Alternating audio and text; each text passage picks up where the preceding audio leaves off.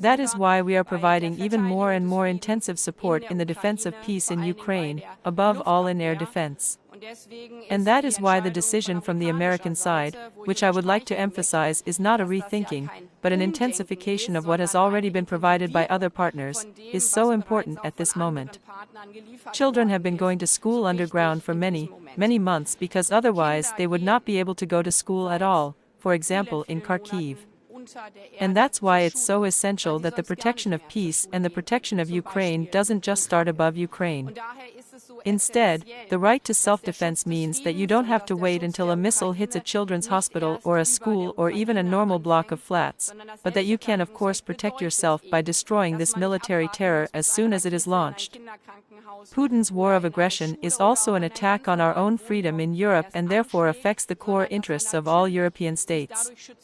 We also say this very clearly to the supporters of this brutal war of aggression on Ukraine, to the supporters of this brutal war of aggression on freedom in Europe. It concerns our own security interests. With this in mind, we are initiating further sanctions against Iran and are also making this clear with regard to Chinese drone aid, because this too must and will have consequences. Of course, we will also have a discussion about the outcome of the elections in the United States of America, because this peace in Europe is also protected by the fact that we have stood so closely together transatlantically. It now means that Europe has to take more responsibility for its own security. We are prepared for this. That is why we have strengthened the European pillar in NATO. That is why we have increased the cooperation between the EU and NATO. And that is why we say so clearly that the answer to America first is Europe united. Europe united in our own interests, for our own security. And we will continue to build on this.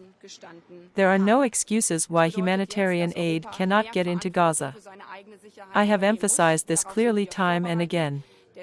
And I was just as clear together with my American colleague last November when I said, there are limits, even to self-defense.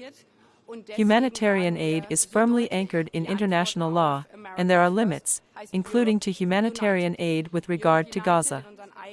We have clearly stated that there must be no settling of Gaza and no expulsion from Gaza. And that still applies.